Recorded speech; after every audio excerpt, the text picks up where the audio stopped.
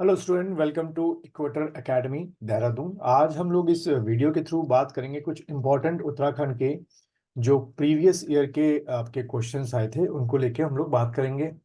Most probably उसमें से या तो दोबारा क्वेश्चन रिपीट हो जाए या उसके जो कुछ फैक्ट्स हैं वहां से आपके क्वेश्चन आ सकते हैं। तो इस वीडियो को शुरू से लेकर अंत तक देखिएगा। आपके आने वाले अपर पीसीएस, लोअर पीसीएस या आपके रेंजर में वो क्वेश्चन आ सकते हैं। तो पहला क्वेश्चन है ऑपरेशन मर्यादा।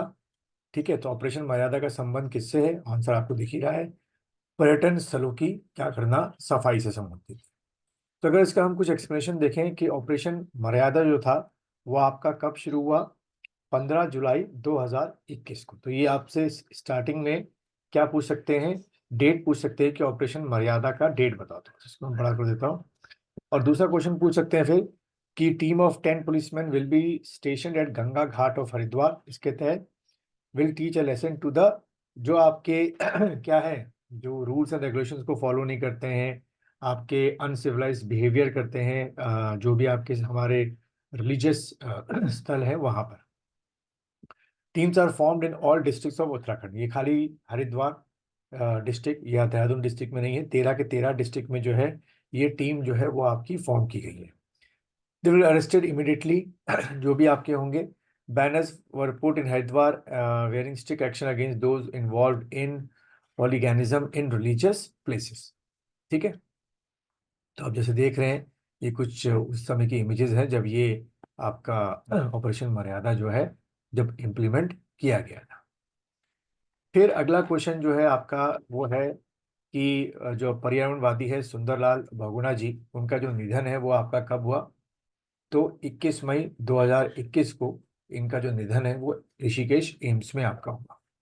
अब यहाँ से कुछ अगर हम लोग देखें इनके जीवन को लेके कुछ जो चीज़ें यहाँ पे की हैं कि इनका जन्म जो है वो आपका 9 जनवरी 1927 को कहाँ पर हुआ था? टेहरी गढ़वाल के मरोड़ा गांव में हुआ था। ठीक है, तो ये एक क्वेश्चन हमारा बन गया एमसीक्यू के लिए कि सुंदरलाल बहुगुणा जी का जन्म जो है वो किस डिस्ट्रिक्ट में हुआ? टेहरी में हुआ। और किस गांव में हुआ? तो मरोड़ा गांव में हुआ।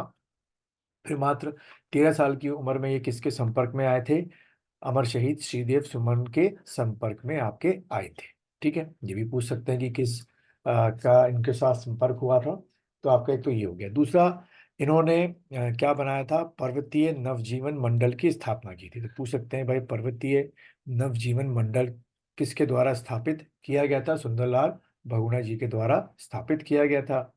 फिर इन्होंने और चंडी प्रसाद भट्ट, दो लोग जो इनका संबंध किससे है? चिपको आंदोलन, जिसमें आप एक और नाम बहुत अच्छी तरीके से जानते हैं, गौरा देवी जी।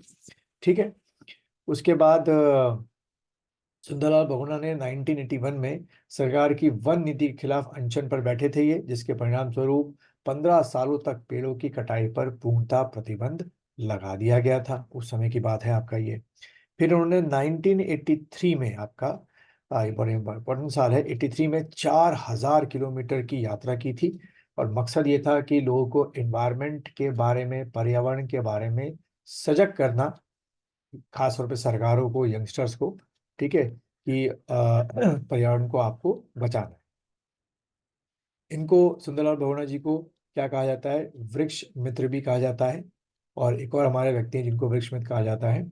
81 में इनको जो है भारत सरकार द्वारा पद्मश्री, और 2009 में जो है इनको पद्म विभूषण दिया गया। ठीक है, तो आपको डेट याद रखनी है कि पद्मश्री की डेट क्या है आपकी?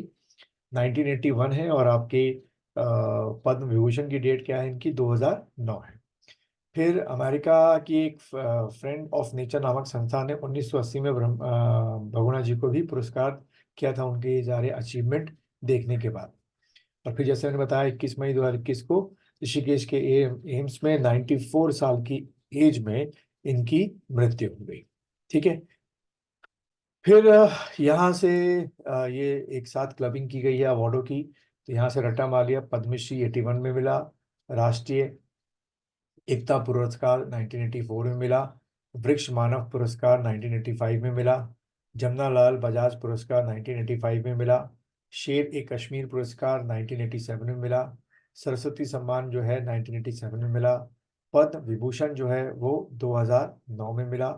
और 2020 में यानी कि 93 की एज के आसपास विश्व गौरव सम्मान जो है वो हमारे बहुगुणा जी को दिया गया था। तो यहाँ से काफी क्वेश्चन जो है वो आपके एग्जाम में बन सकते हैं। ठीक है, अब अगर हम तीसरा क्वेश्चन देखें, अंतर्राष्ट्रीय अजय स्वर्ण पदक 2021 सम्मान किस उत्तराखंडी को दिया गया? तो आंसर यहाँ पर है रमेश पोखरियाल जी को दिया गया।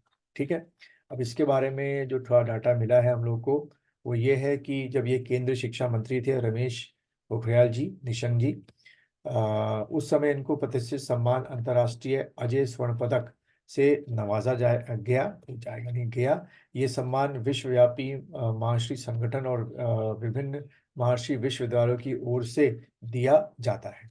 इस सम्मान की घोषणा 1-2 दिवसीय वर्चुअल समारोह में की गई। इस अधिवेशन में, क्योंकि उस समय कोविड का टाइम चला था, 110 देशों के प्रतिनिधियों ने हिस्सा लिया था।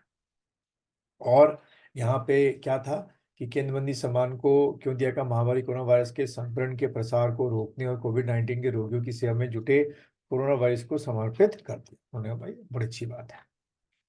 फिर अगला ये देखें 3 क्वेश्चन, मिशन हौसला क्या था?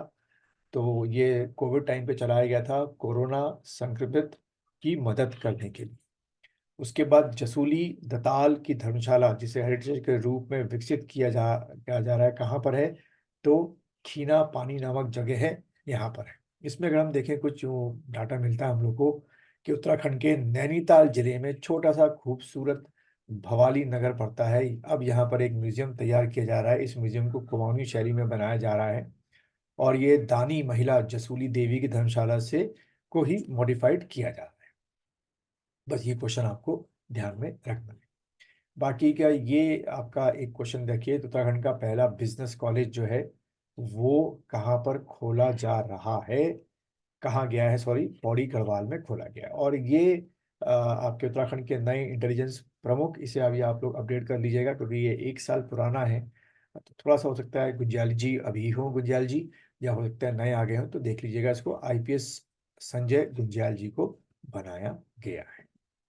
तो अभी तक अगर आप इस वीडियो तक जुड़े हुए हैं तो प्लीज़ इस वीडियो को लाइक कीजिए, अपने दोस्तों के साथ शेयर कीजिए और मेरे चैनल के बारे में बताइए।